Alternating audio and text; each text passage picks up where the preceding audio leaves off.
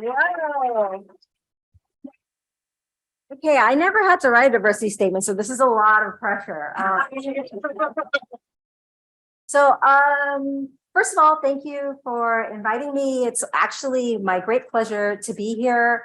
I have not presented these data in quite this way before, and I've never presented for a room full of sociologists. This is so exciting for me.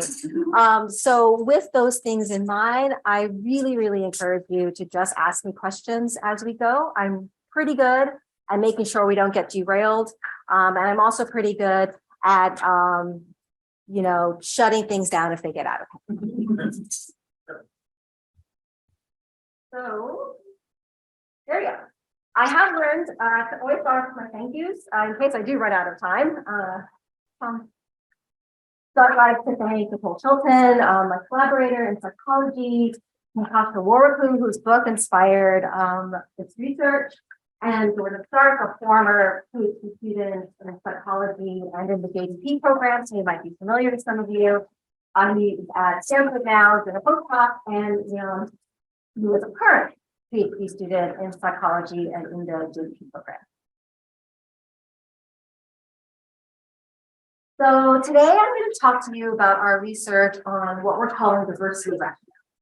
And so these are ideas about why an organization should diversify. So unlike multiculturalism and colorblindness, where the question is, should we pay attention or not to group membership? We're sort of assuming now we're paying attention to group membership, but why are we doing that?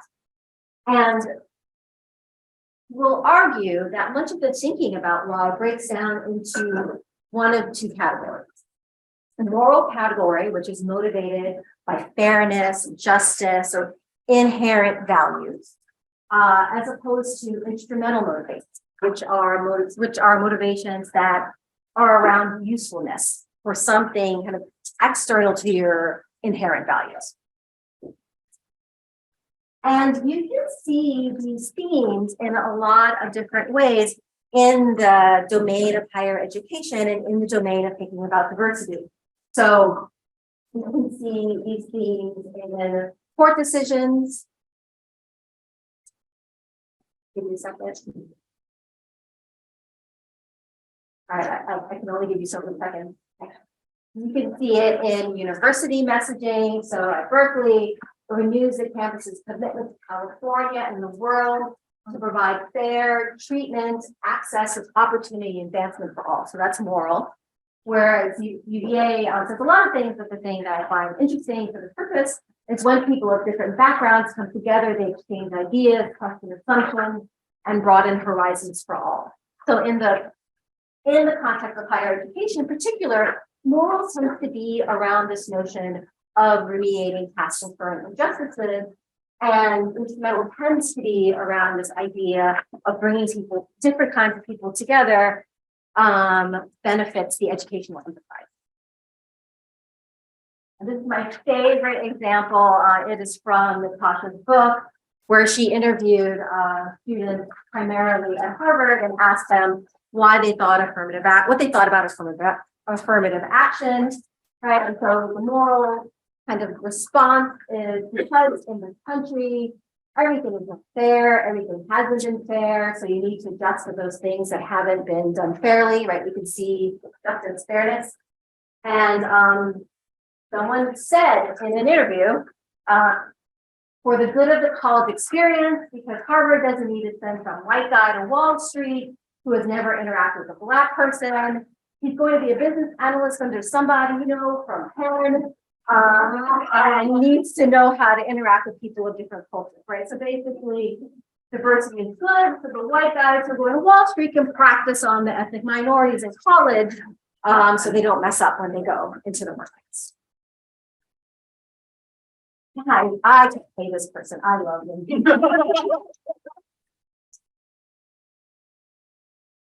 So what I'm going to argue, make it with this distinction, is that instrumental rationales now are the only legally viable rationale for diversity.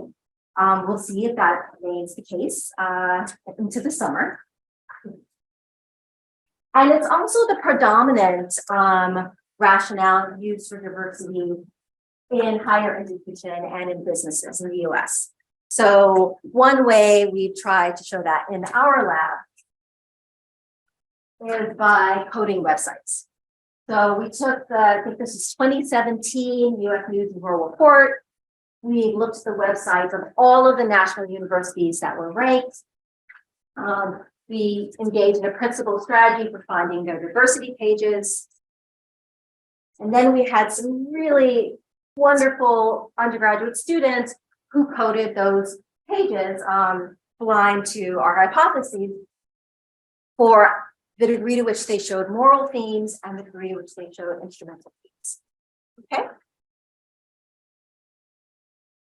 And what they find, so it was a scale of 0 to 3, and the instrumental themes are more prevalent than the moral themes. Often schools will have a combination. It's just that the instrumental is more evident, more salient. Now, in today's talk, I'm going to argue that these instrumental rationales are kind of for about white people. Basically, the idea is that whites prefer instrumental rationales to moral rationales, particularly those who are politically conservative. And these instrumental rationales might actually, relative to moral rationales, be problematic for ethnic minority college students. So on the first point, I'm just going to walk you through the basic paradigm that we use, and I'm going to then glide through a bunch of different samples. So particularly as I go do this, if you have any points of confusion, definitely raise your hand. So we did a series of many experiments, and the basic idea was this. We had participants imagine that they were in a college set or a college student or a person applying to college, and they could apply, or they were evaluating different universities. And we had a little description where one university characterized their rationale for diversity in a moral way,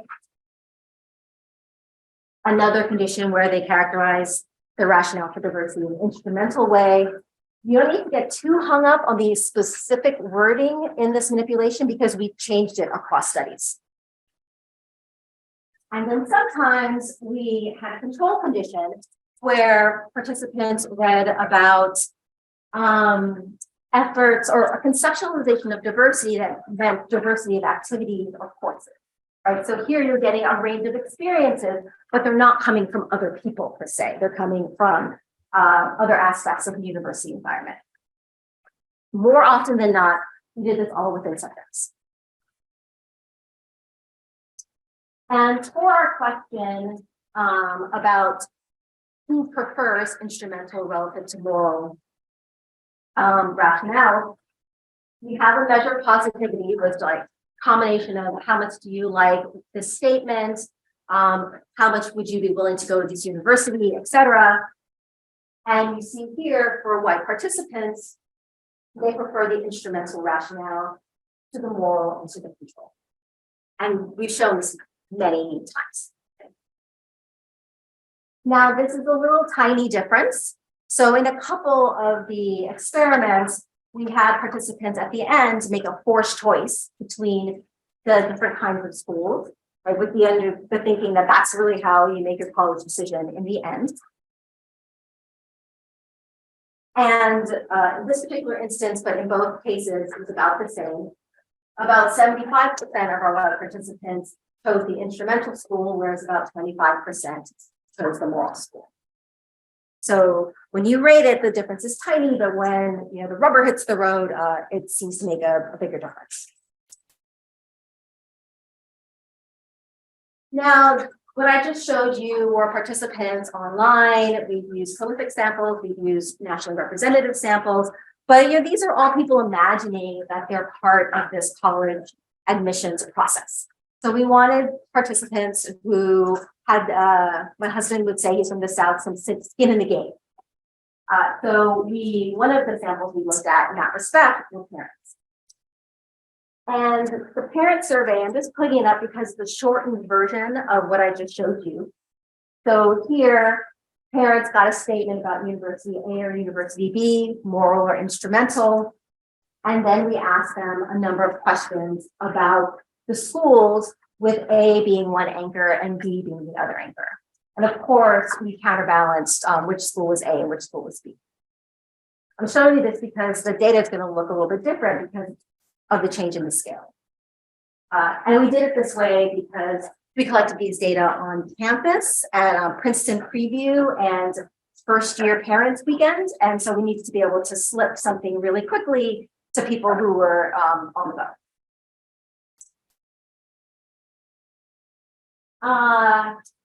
That day of harassing parents are very nice because, right, they're like, whoa, students doing their homework.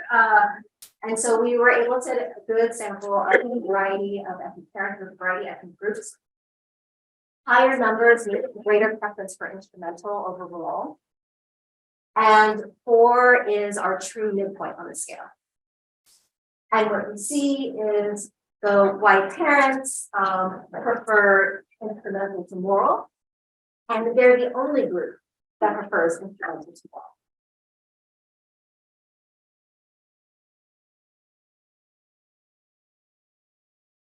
In other versions of this experiment, we try to figure out why this is the case.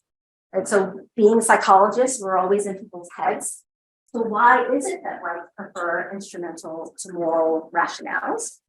And the way we assessed that was just by asking them. So in addition to asking them their positivity toward the different schools, we asked them their expectations at the different campuses. And we asked them questions about value. So how useful would it be to go to this school? How much would you grow morally, grow intellectually? Questions of belonging. So to what extent would you feel accepted? And then questions of what psychologists call social identity threat. So concerns about being viewed stereotypically. So for whites in this space, there's a stereotype that whites are racist. And so social identity threat for them is around this concern that other people are going to think I'm racist. And so we ask questions about that. Okay. And we just look to see which of these mediated the preference. And they all did. Yeah. So again, across study, it did seem that all 3 of these significantly mediated positivity, and then in combination, they accounted for, it was full mediation.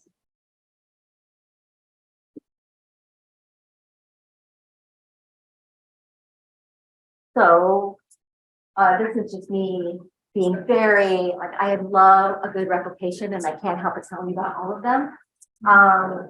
But to recap before you look at that, right, we found that whites prefer instrumental to moral. It's because, according to the mediation analysis, greater perceived value, greater perceived belonging, lower expected social identity threat. We found that this effect held for white participants, but not participants of color. So we replicated that ethnic difference in the parent sample also with the national representative data. So we showed again that whites preferred instrumental to moral, but blacks do not. In that sample, blacks actually prefer moral to instrumental. And we did this really hilarious data collection with admissions officers that I'm not going to tell you about unless you ask. But basically, they are aware of the ethnic differences and preference for these types of rationales.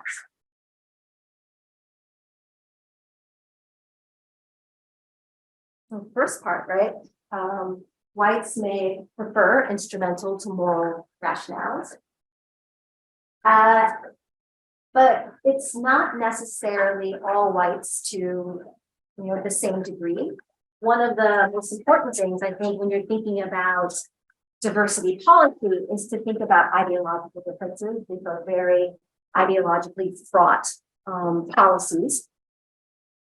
And so we looked at how whites vary in their support for instrumental versus moral, depending on their ideological background.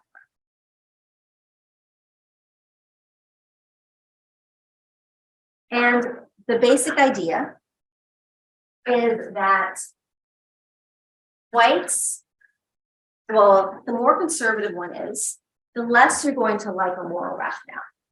So from the perspective of conservatives, this idea of remediating currents and past discrimination, we are post-racial, this is unnecessary, may even be reverse discrimination. But in contrast, the instrumental rationale, because it's coached in this or couched in this argument that this is about learning for all, right? We have jettisoned this concern about justice, that might be able to gather ideological consensus.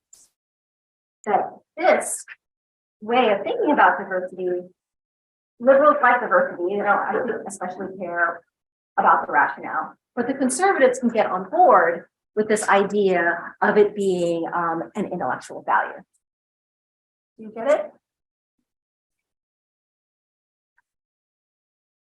And that's what we find. So again, we've done this a bunch of times because I'm very paranoid about reputation. What you see are the dotted lines. The dotted lines are the instrumental condition and the control condition. Those slopes, there's no significant slope, so they're basically flat. So instrumental rationales have bipartisan support, similar to the support for doing something that has nothing to do with race, like increasing the number of students on your campus. But the moral rationale, that slope does significantly tilt downward. And so the more conservative our participants were, the less they liked the moral rationale. Yes. What's the measure of conservative? It was actually very simple. So across studies, we had people just do a self-rating, their votes are conservative. And then in others, we broke it up. How liberal or conservative are you on social issues and economic issues and whatnot. And then related to our argument about conservatives and what instrumental bias really is like appeal to conservative whites is this difference here, which if you go 75% out or if you go above the median, it doesn't matter how you split it, the conservatives support it. But our liberal participants don't differentiate. Okay.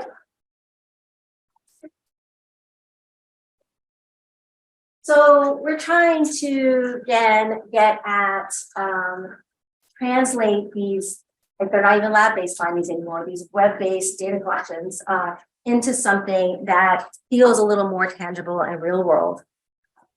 So we looked at the relationship between the diversity ideologies espoused at a given university and the voting behavior in the local county seat.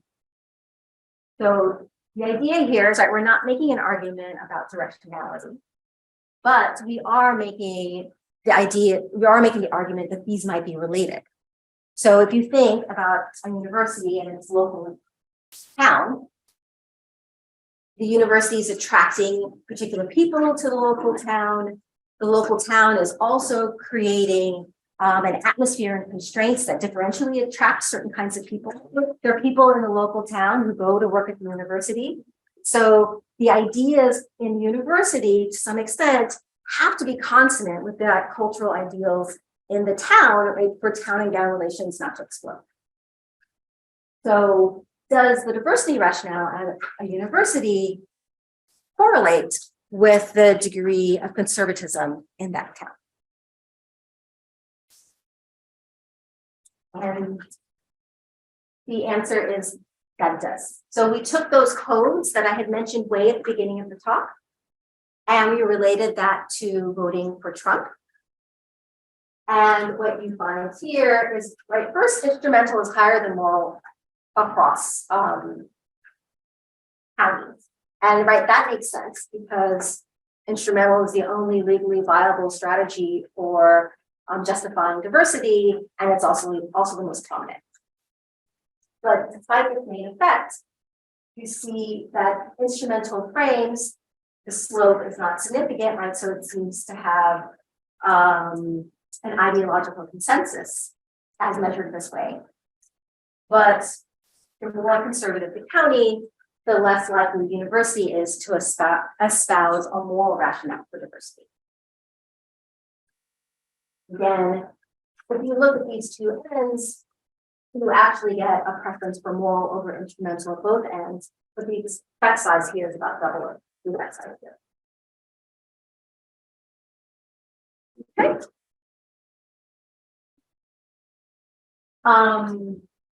As a side note, we also have a set of studies like this that look at socioeconomic status.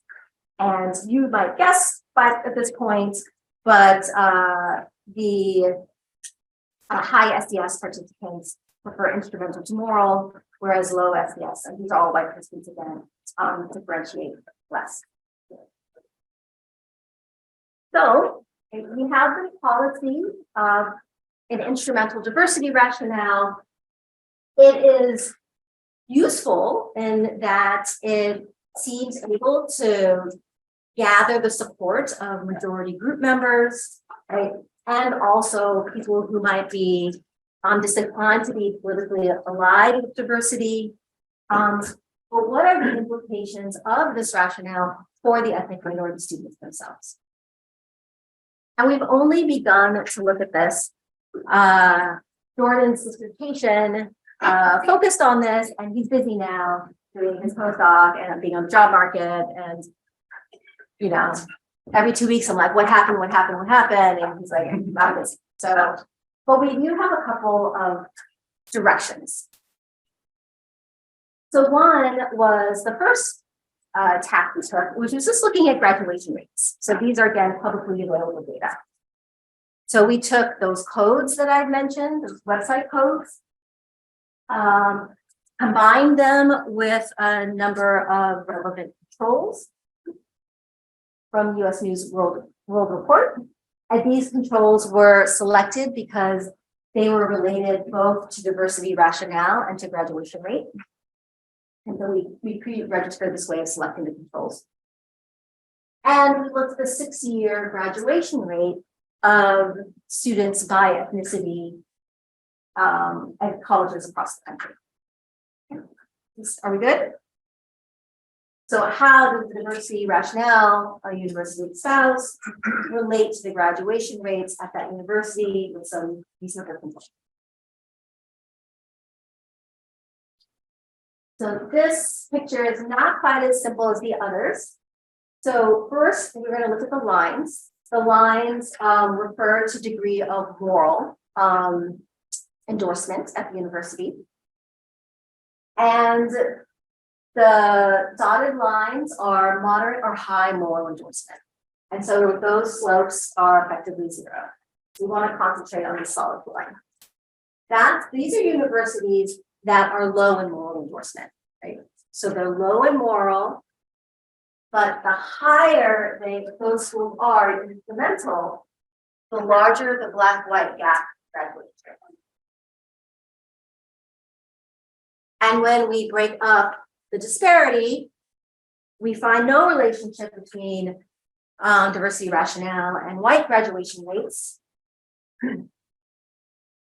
This seems like it's really absorbed by African American graduation rates. So for those schools that are low in moral, the more instrumental they are, the lower the African American graduation rate. We find a similar pattern with Latinx graduation rates, but we do not find it with Asian American graduation rates. So so Jordan's dissertation, we are starting to try and think through some of the mechanisms by which these differential outcomes might occur. And one small thing that we've done so far is to think about local norms. I'll show you some data on microaggressions. So microaggressions are, well, I guess that's actually not the current term, so forgive me if I'm microaggressing by saying microaggressions. But the idea is that there are these daily ethnically related hassles. So someone might come up and say to a Latinx person, you know, lots of people have worked their way out of poverty. Why can't, you know, your people do the same? There is only one race, the human race, in a discussion about diversity. And these statements were defined as microaggressions by people, by targets themselves. So the way the scale was developed, and this is not our scale, is they asked ethnic minority individuals, college students, what kinds of race-related comments have made you feel uncomfortable or unwelcome or microaggressed against. And they gave examples, and then the researchers created a scale adapted from the interviews. And the scale is about self-reported microaggressions, but we use it to look at conceptions of or presumptions about the environment. So for each of these items, we asked participants, imagine you're at a university and a white person says the following statements in the company of an ethnic minority person. And for each statement, we ask them, how frequently would this occur? There we go. How acceptable would this be? How frequently this would occur? And how hurtful it would be for the ethnic minority person. The idea is that the acceptability and the frequency capture to some degree this idea of normative appropriateness. So from the perspective of a norm, if lots of people are doing it, and if everybody thinks it's okay, then it's normatively correct. This scale had a bunch of subscales, but it turned out the subscales didn't matter, so we collapsed it all. And what we found was when participants were imagining an instrumental campus, they thought microaggressions were going to be, and these are white and ethnic minority participants, they thought they were going to be more acceptable. They thought microaggressions were going to be more frequent. They did not make any distinction in terms of how hurtful they thought they would be. So we're in the process of replicating that and trying to connect our codes with some mental health data at the university level to see if we can paint a picture there. So I didn't want to overdo it with the data. So this is it, although I'm happy to talk about lots of things. Hopefully I have, convinced you in some way that these instrumental and moral rationales for diversity are a meaningful thing to study in the US higher education context. I would prefer them, but ethnic minorities don't, particularly whites who are politically conservative. But this way of framing diversity might have less than ideal implications for the ethnic minority students who are then on campus. I am also one of those people who's reflexively not willing to conclude that much. So I can safely say, I think, that instrumentally focused diversity needs to be about catering to whites to some degree. We also have a series of experiments where we ask people, who do you imagine benefiting from the different kinds of diversity policies? And white participants think whites benefit personally from instrumental policies more than moral policies. So that it expands the definition of who's diverse. And I'm willing to say that this might afford a problematic context for ethnic minority students. So, because if you think about it, the basic argument is that you are a tool for somebody else's education. And so that may afford a context in which people sort of expect you to do this emotional work of educating someone else and not necessarily provide, well, the one, they expect you to do it, and then two, they don't necessarily provide or consider the psychological consequences of having to do that labor. And then more work is needed to figure out what's going on the ground. And to pin down some of the psychological elements of the argument. In case you don't, you are looking for things to ask me about, the thing that we are doing is we're trying to figure out more about what's going on in the ground. Related to that is the last point. We just coded university websites again. So when I give this talk closer to the original data collection, people would say, well, what do we do? I would say, I don't know, because I don't know what's happening on the ground. And I'm hesitant to do any sort of interview-based work. One, because I don't do that, but maybe I can find a friend. But two, we didn't have up to date at that point assessments of the culture of a given university. So now that we've recoded all of the websites, we have more of a sense of what universities' diversity ideology or diversity rationale is now. And maybe we can go in and do some work to figure out from the ground up what kinds of things are happening at the different kinds of campuses. And then also, Leon is doing some just beautiful research where rather than allowing diversity to be sort of an unspecified good, we are specifying racial diversity or socioeconomic diversity and looking at participants' reactions to the different kinds of diversity. The take home of that series of studies is that white participants moralize SES diversity relative to racial diversity. Yeah, it's like my new favorite thing, and it just keeps working. It's amazing. And that's it. Thank you.